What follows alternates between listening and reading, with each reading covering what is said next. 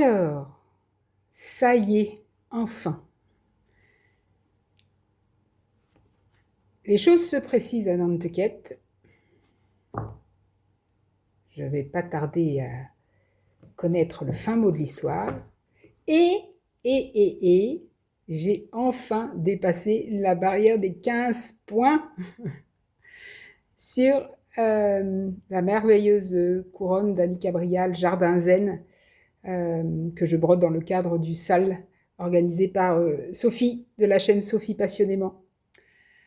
Aujourd'hui, le temps est maussade. Il fait plutôt gris. Les températures ont largement chuté. On a perdu une petite dizaine de degrés.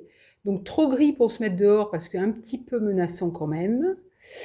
Mais toutes les fenêtres sont ouvertes. Les petits oiseaux pépient. Une petite ratatouille est en train de mijoter. Bref, la journée idéale pour la lecture et la broderie. Nous sommes aujourd'hui le samedi 19 juillet et je vous souhaite la bienvenue dans une nouvelle semaine de vlog. Alors, je vous retrouve aujourd'hui, nous sommes mardi 22 juillet.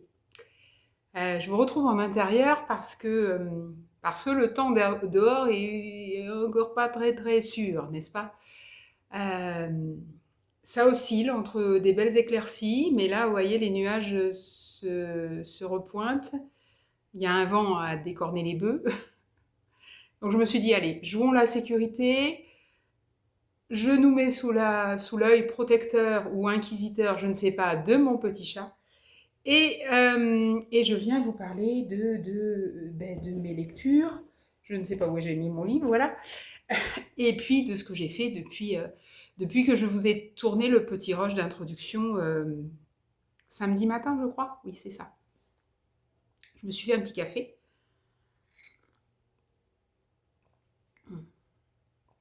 Vous avez dû entendre un bruit de bouche qui n'est pas très agréable, mais peu importe.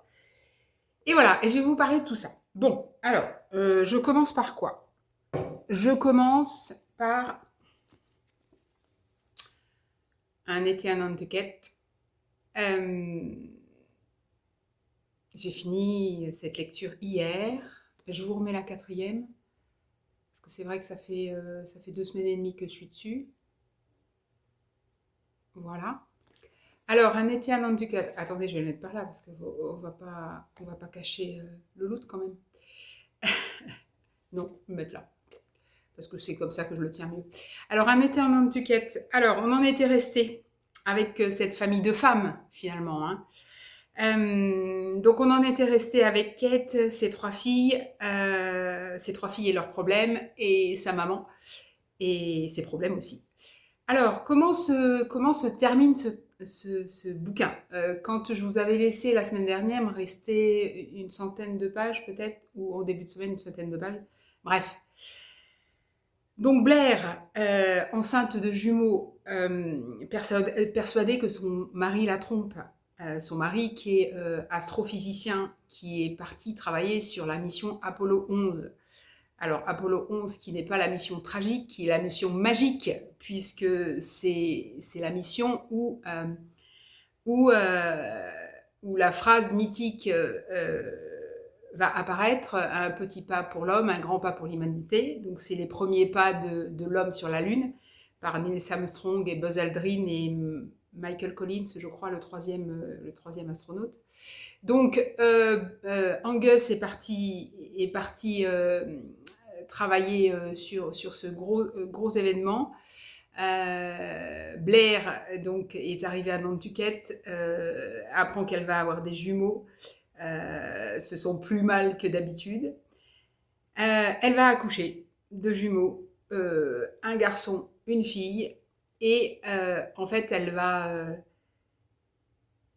son accouchement va être une révélation, parce que voilà, elle qui avait tellement peur de la maternité et a fortiori de la double maternité, va s'épanouir dans ce rôle. Angus, après la réussite de la mission Apollo 11, va finir par revenir Anne Duquette, va avouer à Blair que non, ce n'était pas une liaison. Certes, il avait, euh, il avait des contacts réguliers avec une dame qu'il appelle Trixie, mais en fait qui est un médecin psychiatre, parce que Angus souffre de dépression chronique et Angus a décidé de se faire soigner, de prendre des médicaments, de suivre une psychothérapie. Il l'a caché jusqu'à présent à Blair parce que pour lui c'était un aveu de faiblesse. Mais voilà. Donc voilà, les choses sont dites. Blair parallèlement lui dit ok, bon bah écoute, d'accord, moi il n'y a pas de problème, au contraire. Par contre, que les choses soient claires, certes je suis maman, certes, nous sommes parents, mais je veux poursuivre ce que j'avais commencé en tant qu'enseignante. Donc, je ne veux pas être qu'une mère, je veux que tu t'impliques dans l'éducation des enfants et je veux retrouver une position sociale et professionnelle de femme. Enfin, voilà. Donc, voilà. Tout est bien qui finit bien pour eux. Du côté de Kirby, la deuxième. Alors Kirby a commencé à se rapprocher de Darren. Darren qui est le fils d'un médecin, d'une médecin et d'un juge. Darren qui est noir, qui fait partie de la communauté noire. Alors la communauté aisée, hein, noire, on est d'accord. Darren qui...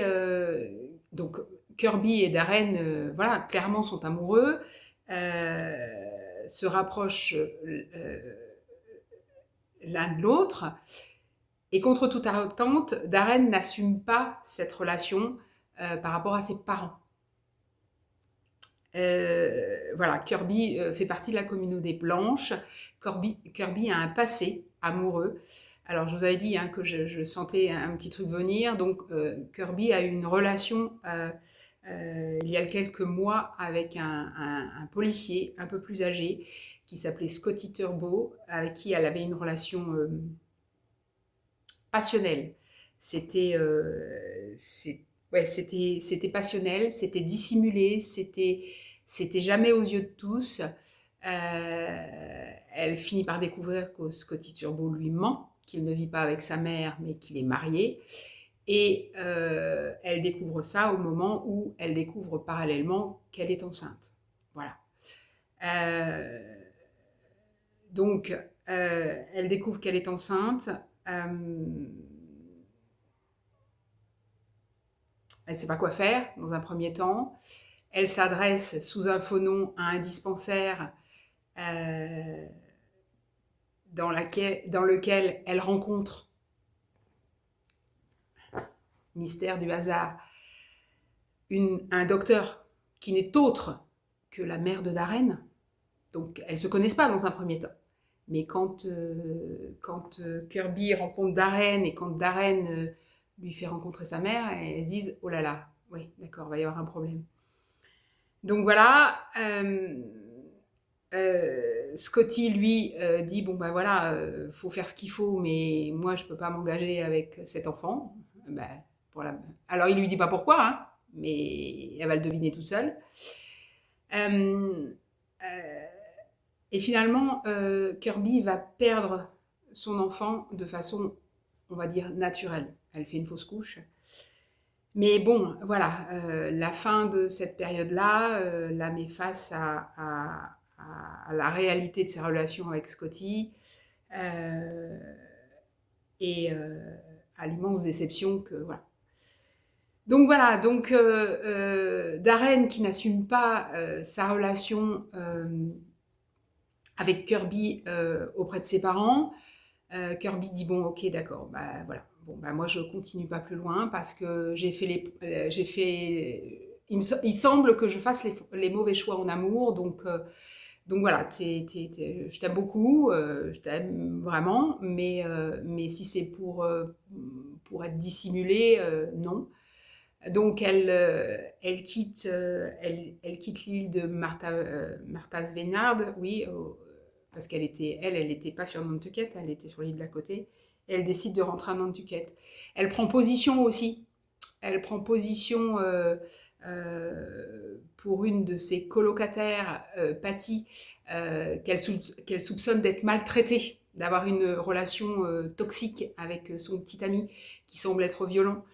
Elle prend position aussi par rapport et cette prise de position va l'amener à s'absenter de son travail, s'absenter alors qu'elle n'y est pas autorisée. Euh, et du coup, elle est licenciée. Enfin voilà, il la renvoie. Et ça, plus la relation avec Darren qui est pas assumée de son côté à lui, font que Kirby prend ses valises et hop, chut, retour à Nantucket. Retour à Nantucket, Blair a accouché, elle s'occupe des bébés, tout va bien. Ensuite, il y a Jessie. Jessie qui avait pris la sale habitude. Jessie, c'est la petite dernière, c'est la fille de David, le deuxième mari de Kate. Et Jessie, elle avait pris l'habitude pour un peu exister, de voler des petits objets, sans se faire... voilà, l'idée c'est je vole et l'adrénaline c'est je ne me fais pas prendre. Et puis évidemment, elle se fait griller, forcément, par sa mère et sa grand-mère. Donc les choses vont pas très très bien pour Jessie. Jessie qui est tombée amoureuse de Pic, le petit-fils du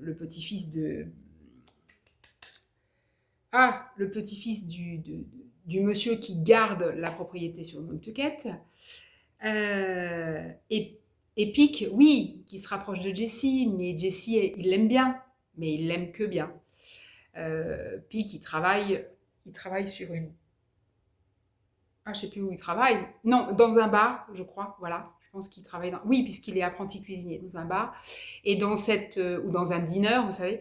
Et dans ce dîner, il y a une serveuse qui s'appelle Sabrina, qui a son âge. Et voilà. Et le jour où elle accepte de sortir avec lui, ben voilà, Pic a fait son choix. Donc Jessie est très malheureuse, forcément.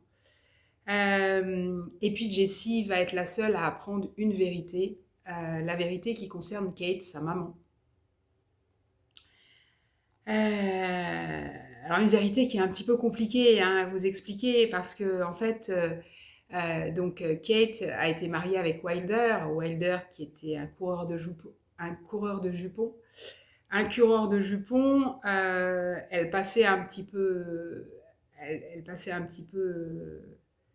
sur ses différentes aventures, elle en souffrait beaucoup, jusqu'à l'aventure ultime avec Lorraine qui était la fille du gardien de la propriété de Nantucket, Lorraine avec laquelle Kate s'était liée d'amitié, Lorraine qui était un petit peu plus jeune, mais Lorraine qui était rêveuse, hippie, enfin différente. Et Wilder, c'était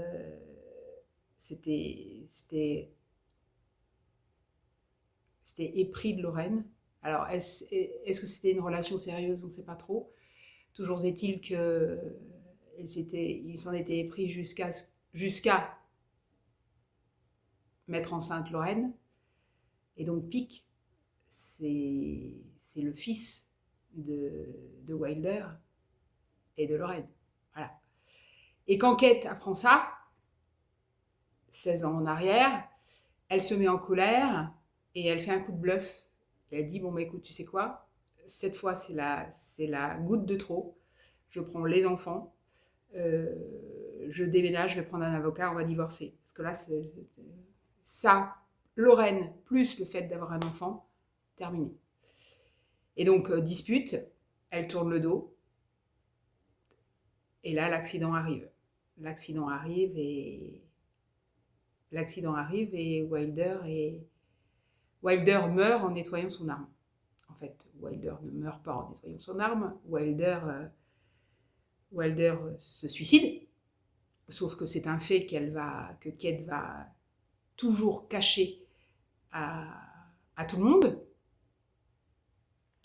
Surtout à l'avocat. parce que pour une question d'assurance, hein, on ne touche pas les mêmes choses quand le mari meurt d'un accident ou d'un suicide, et l'avocat qui va devenir le mari de Kate, puisque l'avocat qui a réglé l'affaire, c'était David, qui s'est battu bec les ongles avec les assurances pour faire reconnaître que c'était un accident. Voilà. Donc Jessie, elle apprend tout ça, et elle dit, mais qu'est-ce que je vais faire de ça, quoi? Enfin, voilà. Donc voilà. Et Kate, qui a l'impression que, effectivement, hein, le coup de je vais divorcer, j'ai pris un avocat, etc., c'était un coup de bluff, hein, c'était pas vrai. Donc en fait, elle se sent responsable un petit peu du suicide de Wilder, et elle s'était toujours dit qu'elle allait le payer, qu'à un moment donné, elle allait le payer. Et elle est persuadée qu'elle l'a payé avec son fils, qui est envoyé au Vietnam. Bon, je vous passe les détails, les derniers détails du roman. Toujours est-il que l'épilogue, un petit peu. L'été est fini, on est à Thanksgiving. Tout le monde revient à Nantucket pour fêter Thanksgiving. On apprend que Tiger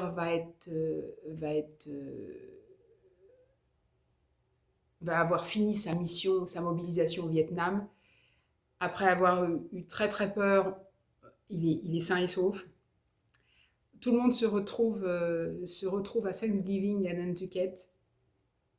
Donc 3 mois se sont écoulés, hein, puisque Thanksgiving c'est novembre. 3 mois se sont écoulés depuis la fin de l'été. On apprend comment grandissent les jumeaux, on apprend comment Kirby a revu Darren, et finalement, voilà. On apprend comment Jessie se positionne, son retour au collège. On apprend comment Kate va régler ses problèmes d'alcool, et puis va prendre des décisions pour s'extraire un petit peu de l'emprise de sa mère. Et contre toute attente, on apprend qu'Exalta, la grand-mère, lâche un peu du lest et assume une relation qu'elle entretient depuis un petit peu avec 3 petits points. Vous saurez pas. Voilà, il suffit de mettre. C'est un personnage qu'on connaît, hein, c'est pas la. Voilà. Et après, il suffit de le remettre au bon endroit, et voilà. C'était chouette. C'était chouette, c'était chouette. Et honnêtement, j'ai vu sur les dernières pages là qu'elle en avait écrit pas mal. Alors apparemment, d'après ce que j'avais lu, ça se passe toujours plus ou moins à Nantucket, elle est de là-bas. Hein. Mais bon, limite, si je retombe sur un écrit de Eileen Hildebrandt, j'hésiterai pas. Voilà. Et puis, eh bien, hier après-midi, hier soir et ce matin, j'ai commencé celui-là. Le sens de nos pas, de Claire Norton. Claire Norton, ça fait un petit moment que je veux la lire. J'hésite toujours à acheter, et puis celui-là était d'occasion. Alors, j'ai retiré la moche étiquette jaune. Je vous mets la 4e. Pour ceux qui veulent faire des captures d'écran. Voilà. Je ne vous en parle pas tout de suite. Là, je suis à 50 pages. Ça commence très fort. Hein. Ça commence très très fort. Je vous en parlerai lors du prochain rush. Bon, alors, si on parlait broderie. Alors, depuis la dernière fois. Tiens, je vais prendre une gorgée de café, parce qu'il va finir par être froid. Ça fait déjà presque 20 minutes.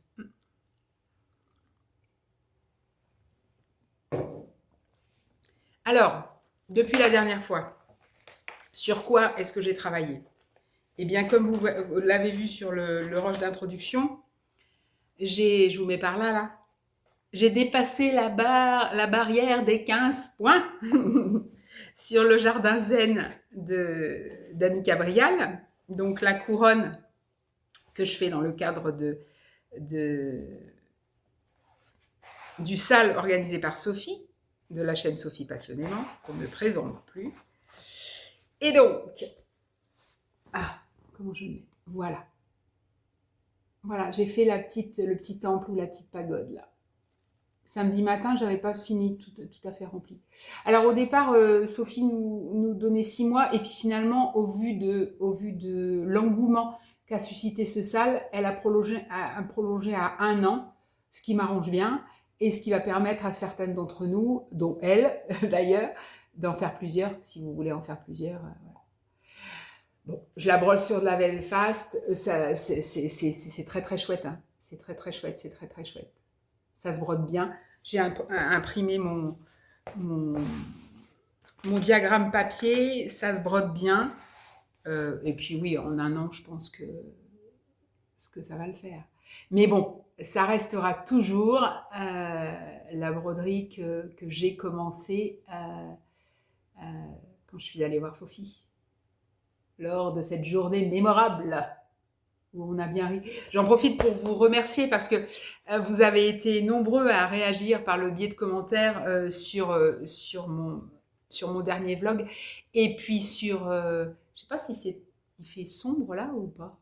Je sais pas. Enfin bon, bref. Attendez, je vais peut-être tourner un peu comme ça. Oui.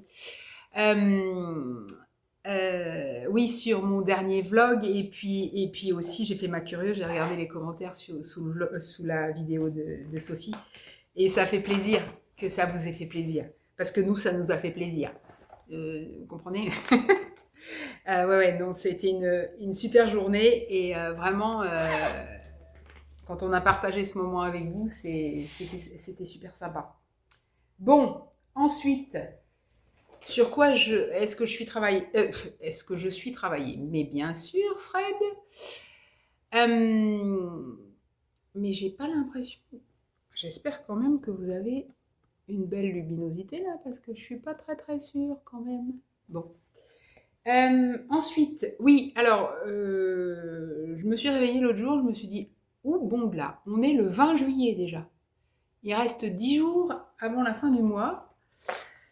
Eh bien, il faut quand même que je travaille sur mon calendrier des fermes. Je vous mets la photo là. Donc, on a commencé le mois de juillet avec Sophie. Et il faut quand même, sans trop se mettre la pression, il faut quand même que je m'active un peu parce que on a quand même en toile de fond un objectif. C'est ce duo-trio qu'on fait avec Sophie et Julia, calendrier des fermes ou l'équipe à Serge. On a quand même l'objectif de tomber sur octobre, puisque quand même le mois d'octobre c'est le mois de Serge, donc ça serait dommage quand même. Donc ça veut dire que le mois de juillet, il faut qu'on le fasse en 3 mois. Donc, il faut quand même qu'on s'active un peu. Donc, j'ai travaillé un peu. Je vous ai dit l'autre jour que moi, je commençais par la grange parce que c'est des blocs et c'est pas le plus intéressant à faire. Donc là, j'ai bien avancé. Je me suis délimité une zone là qui est à remplir, tout simplement. Le fil, d'ailleurs, il est là. C'est stratégique, ça. Demain et après-demain, je travaille, je suis en horaire de journée. Ça veut dire que si je ne suis pas trop épuisée, je vais pouvoir, lire un peu le matin, 2, broder un peu le soir. Mais alors, broder sur du pas compliqué. Hein. Donc là, le remplissage, ça me va très bien. Le remplissage, et puis il y a des portes de Lagrange là, qui sont noires aussi à faire là. Donc voilà, c'est quelque chose sur quoi je peux travailler aisément. C'est toujours aussi agréable à faire. Hein. C'est voilà, hein. Chaque fois on finit un calendrier et on se dit waouh, ouais quand même. Et ben on laisse poser un peu et puis on repart avec autant d'allant. Bon, heureusement, hein, parce qu'on en a pour 3 ans, hein, clairement. Si on arrive à faire ce qu'on veut, cette année on en aura fait 4, donc on a 12. Donc ouais, on part sur 3 ans, donc non, c'est bien. C'est bien, c'est bien. Ensuite,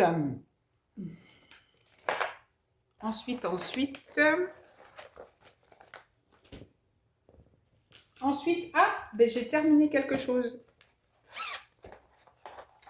J'ai terminé la battle chien, enfin le petit modèle avec lequel je concours pour la battle chien-chat organisée par Sophie. Je vous mets le petit chose là. Voilà. Rappelez-vous, la dernière fois, il me restait l'ombre à faire. Donc finalement, je l'ai faite. Et je l'ai faite comme je vous l'avais dit. Parce que le demi-point, moi, j'y arrive pas. Enfin, j'y arrive pas, je trouve pas. Des gna gna, j'aime pas ça. Donc, eh bien, écoutez, j'ai fait des croix pleines, mais avec un fil à l'aiguille au lieu de deux. Voilà. Alors, ce modèle-là, ah oui, j'ai eu une petite déception. Donc, ce modèle-là, je l'ai acheté, moi, sur Etsy, dans une boutique qui s'appelle Stitch by Soul. Et en fait, je me suis rendu compte que c'était alors une copie, voilà. Le vrai modèle, il est sur MyBobbin dans la boutique de Gully Stitch. Alors le vrai modèle, il n'y a pas les fleurs, le papillon il est plus loin et les yeux du chat ils sont carrés. Alors à la limite, je préfère ce modèle-là, mais je suis un peu, voilà, je couine un peu, sachant que c'est une copie. Alors, est-ce qu'elle a acheté le modèle, etc. J'en sais rien. Toujours est-il que je pense que je vais aller sur MyBobbin et je vais acheter le modèle d'origine, quoi, pour pas léser, la créatrice. Ouais. Donc voilà, mise en valeur. Oh là là là là. Mise en valeur. J'ai une idée. Alors, je vous l'avais dit, hein, moi, l'idée, c'est dans un cercle à broder. Donc, je vais voir. J'ai des cercles à broder qui restent dont je fais rien. Je vais voir comment je vais faire ça. Voilà. J'ai un petit peu travaillé. Je fais quelques points de temps en temps sur mon Primavera Ricamata. Mais je sais pas, j'arrive pas à bien avancer à le finir. Je sais pas, je pense que c'est émotionnel. Je me dis, ah mince, après, il n'y en aura plus. Enfin, ça va y arriver, hein. Je vais arriver à le finir avant la fin de l'été, hein, de toute façon. Et donc, hier soir, parce que évidemment, lors de ces discussions avec Sophie, on a parlé Harry Potter. Donc, forcément, elle est en train de revisionner les films. Alors, je me suis dit, bah tiens, allons-y. Revisionnons. Et puis, on est en train de se programmer la relecture. On est en train de se programmer la relecture. Ouais, ça c'est... Et donc, revisionnons. Donc, en revisionnant, j'ai travaillé, je vous mets le modèle là-dessus, sur le Summer Delivery de Madame Chantilly. Et hier soir, donc, j'ai joué à saute-mouton. Je moutonne. Ouais, c'est... Donc ça, rappelez-vous, c'est un trio que je fais avec 2 abonnés, avec Marlène, qui a aussi une chaîne qui s'appelle Autour de mes aiguilles, et puis Jennifer, qui n'a pas de chaîne, mais que j'aimerais bien qu'elle en ait une, parce qu'elle fait des jolies choses. Voilà, et ouais, non, c'est trop, trop, trop beau. Trop beau. Vraiment, j'ai acheté les 4, les 4 modèles, je vais faire les 4, avec Marlène, on va faire les 4. Jennifer, elle a déjà fait le printemps, je crois. Je sais pas si elle a fait l'hiver. En tout cas, elle est avec nous sur l'été. Finalement, elle avait dit que non, mais finalement, voilà. Et elle sera avec nous sur l'automne. Et ouais, moi, je vois très très bien. Je vois très très bien les 4 modèles, tac, tac, tac, dans des petits cadres, les uns au-dessus des autres, sur un pan de mur, là, sur un... Ah oui, ça... Ouais, non, c'est trop beau. C'est trop beau, c'est trop beau. Voilà, voilà. Et alors, qu'est-ce que j'ai? Alors, rien à vous montrer, mais à vous dire que j'ai commencé à travailler, rappelez-vous l'esquisse du patron que je veux réaliser pour ma sœur. Et je commence tout doucement à travailler dessus sur l'ordinateur, à concevoir le patron. Alors, c'est long. C'est long. Mon objectif, ça serait qu'il soit terminé. Et je prévois un petit week-end dans ma famille, là, début août, le premier week-end d'août, non, le deuxième week-end d'août. Et idéalement, je voudrais que le patron soit fini, prêt à broder. Et j'aimerais beaucoup le broder quand je suis là-bas. Je ne le broderai pas en un coup, parce que ça va être peut-être un patron qui va avoir un certain nombre de points, donc je broderai peut-être pas tout d'un coup, mais je trouverais sympa de le broder là-bas. Donc, pour le moment, qu'est-ce qui est fait? C'est le choix de la toile. Ça sera une belle faste. Ça sera de la vintage country mocha. Voilà, c'est important pour savoir la dimension que va avoir un peu le modèle et pour les couleurs. Donc ça, c'est sûr. J'ai prédéfini une largeur de 150 sur 100 dans un premier temps. Voilà. Et j'ai réussi à faire le petit chien, le seau, on n'est pas fixé. Quand je dis on, c'est moi, évidemment, et mes deux backups qui sont mon mari et qui sont Fofi. Donc voilà. Donc là, bon, ça c'est fait. Et là, je suis en train de travailler sur le petit personnage. Et donc le petit personnage, ça va être la chose peut-être la plus compliquée parce qu'il y a des éléments en fait superposés. J'avais commencé, rappelez-vous, dans tout ce que j'ai créé, tout au début, les éléments sont distincts les uns des autres. Donc ça, c'est assez facile. Enfin, c'est assez facile. Faut le faire, mais ça se bouge. Sur le modèle du printemps, de l'envolée printanière, là, les choses se compliquent puisque les fleurs viennent par-dessus printemps. Donc en fait, j'avais fait 2 modèles et puis je les superposais. Là, par exemple, pour le petit personnage, j'ai commencé à travailler sur son bas du corps et là, j'arrive en haut. Et là, voilà. Et là, donc, il y a déjà un bras qui est replié. Après, il y a l'épuisette. L'épuisette, mais elle passe sur l'épaule, mais elle passera sur la chevelure. Enfin, voilà. Donc, j'ai un bout de bras, un bout d'épuisette, un bout de machin, et puis j'essaye d'assembler les choses. C'est super sympa à faire. Enfin, moi, j'aime beaucoup. Là, j'ai travaillé dessus ce matin avant de venir vous parler. Je vais poser un peu. Demain, après-demain, j'y travaillerai pas, ça c'est sûr. J'aurai pas de temps. Il faut vraiment avoir l'esprit. Enfin, moi, j'ai besoin de temps pour faire tout ça. Je dessine pixel par pixel. Hein, évidemment, on sent l'influence, hein, évidemment, on sent l'influence que ce soit des petits personnages comme ça, que ce soit de Perrette Somewilov, que ce soit de Madame Chantilly, Corée Bati Corée, peut-être Crocetti à gogo, mais Crocetti à gogo, j'ai pas brodé encore, donc j'ai pas d'influence. Mais voilà, mais j'ai à cœur de rien regarder quand je fais le modèle, de suivre mon instinct et voilà. Donc ça sert à ça aussi que je brode à côté. Vous voyez ce que je veux dire? Je ne fais pas que ça. Je brode les modèles et quand je fais mes croix, je dis ah tiens oui ça comme ça c'est fait comme ça. Donc puis après tout s'emmagasine dans ma tête et tout sort ou pas. Alors il y a des fois il y a des bizarreries et puis voilà. Bon, eh bien, écoutez ça fait déjà presque 35 minutes que je vous parle. Donc demain et après-demain, travail, lecture et peut-être un peu broderie, mais je sais pas, je verrai.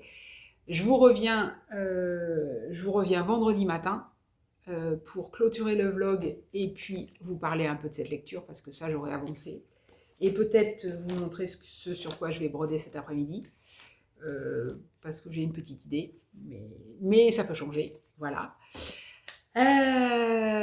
Là, je vais, en introduction de ce vlog, je vous parlais de ratatouille. Oui, donc elle était bien bonne, mais elle n'est plus, n'est-ce pas? Nous sommes des mangeurs et des gourmands. Et là, ma voisine m'a donné des belles courgettes du jardin et j'ai été acheter ce qu'il faut hier pour faire des belles courgettes farcies avec une recette de farce que je tiens de ma maman, hein, voilà, de la farce, mais avec de l'oignon, des échalotes, de l'ail, du persil, un œuf, de la mie de pain, enfin, un truc gourmand, quoi. Donc je vais aller faire ça, et voilà, je vous donne l'eau à la bouche, là. Bon, alors, et ben pour vous c'est tout de suite, et pour moi je vous retrouve vendredi matin. Alors, je vous retrouve aujourd'hui pour le dernier rush de ce vlog. Nous sommes vendredi 25 juillet. Et puis, je vais vous faire un face bureau ce matin. parce que déjà le temps dehors, est à la pluie, la nature se repose, elle recharge les batteries, c'est très bien. Donc ça nous fait une petite journée de mars ou alors, d'automne, hein, qui va être propice à la lecture et à la broderie, ça tombe bien. Hem et puis, là, je suis dans mon atelier. Vous voyez, mes boîtes de fils, Amazon sont ouvertes. Ma toile, vintage country mocha est à disposition, et donc je suis en train de travailler sur mon petit patron. Voilà, voilà, donc voilà de quoi m'occuper la matinée. Alors, de quoi je vais vous parler, pour ce dernier rush? Eh bien, sur quoi est-ce que j'ai avancé? Alors attendez, on va fermer les boîtes pour que je puisse poser mes affaires. Hem, je vous parle lecture d'abord ou broderie d'abord? Non, broderie d'abord. Alors, sur quoi est-ce que j'ai avancé? Je sais pas si vous voyez bien là, je vais vous mettre peut-être voilà. Je vous prenais pour le rush, c'était mardi matin, oui, c'est ça. Et donc mardi après-midi, j'ai travaillé un peu sur Victorian Elegance, ce patron de dimension que j'ai depuis moult années et qui est apparu dans le tirage au sort de Laurent pour mes presque HAED à moi. Alors, la dernière fois que je vous le montrais, j'avais juste commencé et je vous disais que ça imposait de broder très très lentement parce que, eh bien, c'est du 3 fils. C'est du 3 fils sur de la Britney. Est-ce que je vous mets le flash là peut-être? Parce que, voilà, je sais pas si vous voyez bien. Est-ce que je vais grossir un peu? Oui, voilà, comme ça. Donc, de la toile Britney, c'est de l'étamine 11 fils, donc entre la Lugana et la Murano. Donc, cette broderie se brode en 3 brins. Euh, et je peux pas passer en 2 brins parce qu'il y a des mélanges de couleurs. Et je peux vous assurer que 3 brins, c'est pas facile. J'ai jamais brodé en 3 brins, déjà. La toile, alors ça a une couvrance extraordinaire, hein, ça fait une broderie très, très, très, très charnue, ça va faire un beau résultat. Par contre, moi je trouve qu'il faut aller doucement parce que les points sont vite moches. Hein, si euh, mettre une tension régulière sur 3 brins, ici c'est pas évident. Et j'utilise l'aiguille qui est fournie avec, hein, parce que l'aiguille, elle a un bout pointu, hein, il faut bien ça, hein, pour aller chercher le trou avec, qui est déjà mobilisé par au moins 6 brins qui passent dedans. Et il y a des fois, c'est pas facile. Après, en termes de diagramme, le diagramme, je vous parle du point de croix, le diagramme n'est pas si compliqué que ça, c'est pas si confetti que ça va. Bon, après la difficulté, évidemment, ça va être les points arrière et les points spéciaux, hein. On est d'accord. Mais, voilà, il y a des zones assez grandes. Alors là, je suis là, hein, je suis sur le cou de la dame et puis on devine l'ovale de son visage. Voilà. Bon, je suis pas au bout, hein, évidemment, ça va me prendre des années, puisque cette broderie-là, alors je sais pas si Laurent, Sophie, Julia réitéreront le défi 12 objectifs sur 2026, mais en tout cas, moi, je le referai. Ça me permet de ressortir ce genre de broderies qui sont un peu oubliées et qui sont plus vraiment les broderies sur lesquelles mon regard s'attarde quand je traîne sur les sites. Voilà. C'est des broderies que je finirai, de toute façon, quel que soit le temps que ça me prenne. Mais le fait de les voir, réapparaître un peu de façon «obligatoire» entre guillemets, bah, voilà, ça m'aide à progresser sur quelque chose, sur quoi j'irai pas forcément, de moi-même. Voilà. Ensuite, donc ça, c'était mardi après-midi et puis, mardi soir, heu, j'ai continué un peu sur le Summer Delivery de madame Chantilly et j'ai fait le deuxième petit mouton. Il est mimi, hein. Attendez, je vous mets en recul. Voilà, le deuxième petit mouton. Je croyais avoir le temps de faire le troisième hier soir et avant-hier soir, parce que je travaillais de journée, mais j'étais vraiment...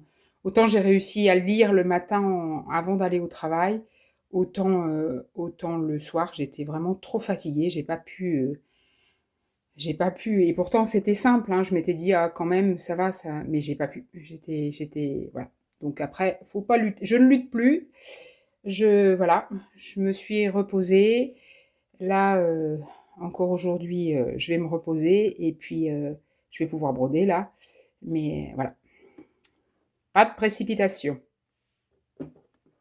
Voilà, et donc, avant de vous quitter, je vous parle de ma lecture, Le sens de nos pas, de Claire Norton. Donc j'ai avancé raisonnablement, hein, voilà, tranquillou.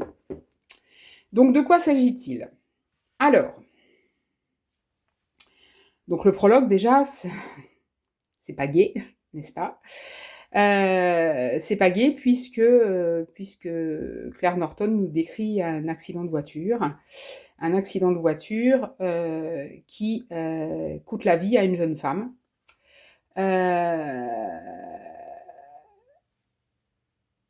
Voilà. On comprend tout de suite que c'est un accident. Le truc bête, elle s'est disputée avant de prendre la route. Elle est préoccupée, le téléphone sonne, elle tend la main vers le téléphone, la voiture dévie, enfin bon, voilà. Voilà, et cette jeune femme, enfin, elle a une quarantaine d'années, laisse derrière elle un mari et sa fille qui a 15 ans, Philomène. Donc Philomène, elle ne connaît pas les circonstances exactes de l'accident de sa maman. Donc la vraie histoire commence quelques mois plus tard, hein. Elle ne connaît pas les circonstances exactes de l'accident de sa maman. L'accident de sa maman qui a eu lieu loin de leur domicile. Ils habitent à côté de Rueil-Malmaison. Et sa maman a eu un accident dans une petite commune à côté d'Amboise. Alors Amboise, c'est dans le 41 ou dans le 37? Bref, par là. Je crois que c'est 37 Amboise. Enfin bon, bref, voilà. Dans cette région-là. Indre-et-Loire.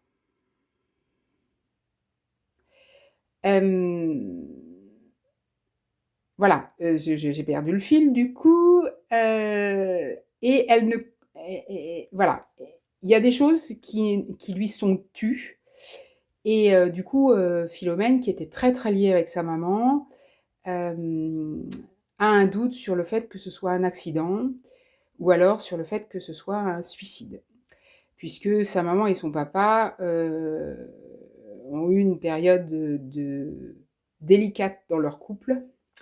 L'histoire se passe, moi je la situe vers 2019. C'est après le confinement. Après le confinement, parce qu'ils en parlent.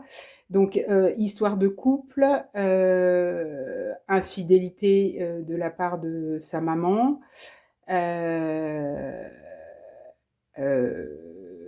le papa de Philomène est ophtalmologue, il travaille beaucoup, bref, voilà. Sa maman a une aventure. Évidemment, voilà, tout est remis en question et puis l'arrivée de la pandémie et le confinement va remettre un petit peu à plat tout ça et va faire que, au lieu de, séparer définitivement Benoît et Audrey, donc Audrey, c'était le prénom de la maman de Philomène, le couple va se ressouder et voilà. Sauf que une fois le confinement, terminé, Audrey va partir, pour un déplacement professionnel, dit-elle, sauf que son mari, Benoît, a un furieux doute et que, avant d'éclaircir le doute, eh bien sa femme est morte dans un accident de voiture. Donc voilà. Donc Philomène sait très peu de choses et elle se pose des questions, elle a besoin de réponses, parce que voilà, l'interrogation qui est derrière sa tête, c'est: mais on était tellement liés avec, avec maman, si réellement c'est un suicide, ça veut dire que je n'étais pas si importante pour elle, pour qu'elle mette fin à ses jours, et qu'elle me laisse, quoi. Donc les interrogations d'une adolescente, voilà. Parallèlement à ça, pas très loin de Rueil-Malmaison, vit Auguste, un monsieur âgé de 85 ans. Auguste, il a perdu sa femme, il y a quelques années, Jeanne. Jeanne avec qui il a passé toute sa vie. Il a eu un mariage idyllique. Ils ont eu un fils, Simon, avec qui ils étaient très proches, qui est parti du domicile familial pour faire sa vie et qui s'est peu à peu éloigné. Donc de très proche et très fusionnel, il est devenu distant. Il s'est marié avec une femme qui s'appelle Nathalie, qui est... alors Auguste l'appelle Cruella. Elle est opportuniste, on va dire ça comme ça. Et ils ont un fils, Hugo, donc Auguste est grand-père, mais Hugo, il a 18 ans, c'est un jeune de son temps, il vit avec les jeux vidéo, il vit avec les smartphones, etc. Donc il n'est pas très proche de son grand-père. Auguste, quand il a perdu sa femme, il a accepté que Simon et sa femme viennent vivre chez lui. Voilà. Viennent vivre dans la grande maison qu'il a héritée de ses parents. C'est un milieu bourgeois. Et en fait, Nathalie, sa belle-fille, a des, on va dire, des projets un peu malhonnêtes. C'est-à-dire qu'en fait, elle vise cette maison, voilà, elle veut s'emparer de cette maison, elle infantilise Auguste, elle voudrait bien le mettre dans une maison de retraite, et puis profiter de la maison à elle toute seule, en faire ce qu'elle veut, etc., etc. Simon est assez effacé, ne se prononce pas, voilà, Parallèlement à ça, Auguste apprend il est atteint d'un cancer en phase terminale développé. Donc voilà, il lui reste que quelques mois. Donc il prend la décision. Nathalie, donc sa belle-fille, lui a carrément annoncé: oui, grand-papa, on va vous faire visiter une maison de retraite dans laquelle vous pourrez être bien, etc., etc. Voilà, il dit rien et il se dit: bon ben voilà, tu sais quoi, pour moi la fin approche et avant que je puisse plus rien faire, il y a quelque chose que je voudrais réparer et je voudrais bien réparer ça avant de partir. Il se dit à lui-même, parce qu'il décide de prendre la route seul, sans en informer son fils et sa belle-fille. Avant de prendre la route, Auguste a l'habitude de s'asseoir dans un parc à proximité du Vésinet, dans un parc sur un banc qu'il partageait avec son épouse, sur lequel il a mis une petite plaque métallique au nom de son épouse. Et c'est sur ce banc-là qu'il rencontre Philomène. Donc Auguste, 85 ans, Philomène, 15 ans, qui ne partagent absolument pas les mêmes centres d'intérêt, mais qui partagent peut-être un peu les mêmes douleurs, la douleur de l'absence. Donc voilà, Auguste confie lors d'une discussion un peu à sens unique à Philomène qui va partir. Voilà. Il va faire ses bagages et il va partir le lendemain. Philomène retient ça dans sa tête, elle prépare ses bagages, elle suit Auguste le lendemain matin et elle s'incruste dans son voyage. Donc Auguste est dans un premier temps complètement perturbé, il dit non, moi je veux voyager seul, je prends le train. Il a pris du liquide avec lui, parce que c'est ancienne génération, il avait fait un petit paquet sous le matelas, comme on dit. Et Philomène lui dit, oui, moi je peux pas voyager toute seule, je suis mineure, faut que vous m'aidiez, voilà, faut que vous m'aidiez à comprendre ce qui est arrivé à ma maman. Je suis pas autonome, je peux pas voyager, j'ai pas d'argent, etc. Auguste se laisse convaincre. Et au lieu d'aller à la destination qu'il avait prévue initialement, il accompagne Philomène à Amboise pour essayer de trouver ce qui s'est passé avec sa maman. Malgré tout, Auguste a des principes, donc il se dit, enfin, je peux pas quand même voyager avec une ado comme ça, son papa est pas au courant qu'elle est partie, il va s'inquiéter. Donc, il trouve le moyen de prévenir son père, et son père qui panique. Imaginez, un monsieur dit, vous inquiétez pas, votre fille est avec moi, elle risque rien, je suis âgée, etc. Enfin, avec tout ce qu'on voit, etc. Voilà. Donc, Philomène quand même rassure son papa, mais son papa est à moitié rassuré. Enfin, je veux dire, elle le rassure par SMS, mais il est à moitié rassuré. C'est, enfin, n'importe qui peut prendre le téléphone et je vous fais bouger là. N'importe qui peut prendre le téléphone et puis envoyer des SMS n'importe comment. Donc, le papa de Philomène, qui s'appelle Benoît, prend sa voiture, foot, et débarque à Amboise. J'en suis là.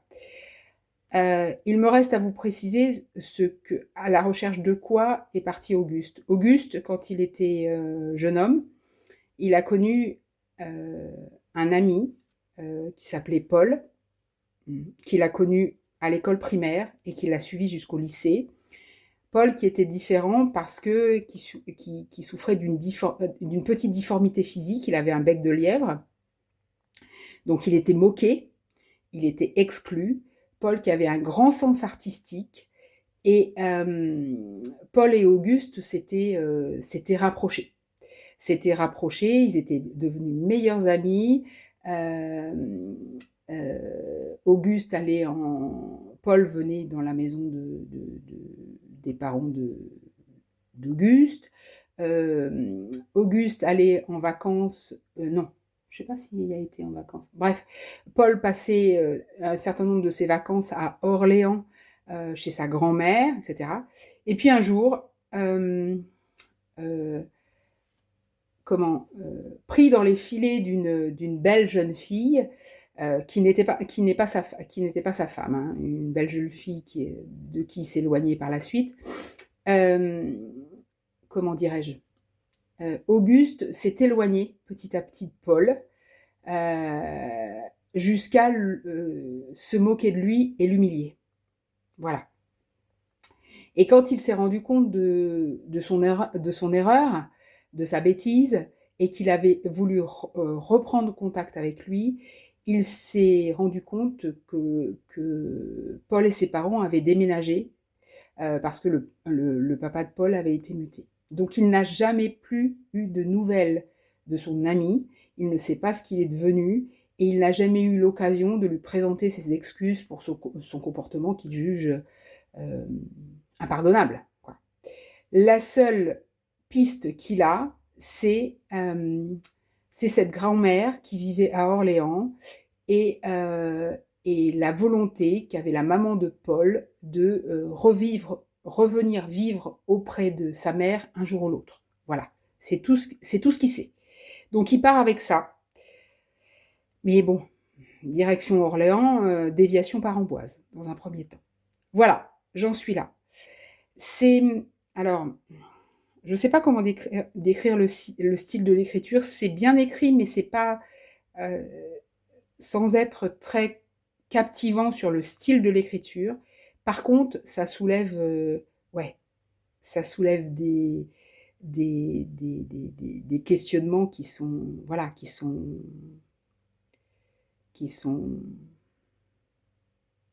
très très actuels et qui me parlent beaucoup. Le, enfin, pas le conflit générationnel. Si, la différence générationnelle entre un monsieur de 85 ans et une adolescente de 15 ans à notre époque, la différence de vision des choses, la relation par rapport au deuil, la relation par rapport au vieillissement, par rapport à la mort qui approche, par rapport à comment on veut finir, voilà. C'est très très très bien. C'est très très bien. Voilà, bon, ben écoutez, je pense que pour aujourd'hui, je vais vous laisser là. Je vais vous souhaiter un bon week-end et une belle semaine. Moi là, donc je vais aller monter ce vlog pour pouvoir le mettre en ligne aujourd'hui. Et puis après, travailler sur mon petit modèle. Et puis cet après-midi, lecture, broderie, tranquille, à la maison. Voilà. Je pense que le plat du jour, puisque je me suis rendu compte que à chaque rush, je vous parlais un petit peu de cuisine, le plat du jour, ça risque d'être un petit potage quand même. Hein, ouais, je sais pas, il fait pas moins 12 dehors, hein, certes, mais c'est un temps, la pluie dehors, à manger peut-être un bon velouté de carottes. J'aime bien le velouté de carottes. Donc je vais peut-être aller faire mijoter ça. Bon, hein, en attendant, je vous souhaite un bon week-end, une bonne semaine, et je vous dis à vendredi prochain. Prenez soin de vous, je vous embrasse.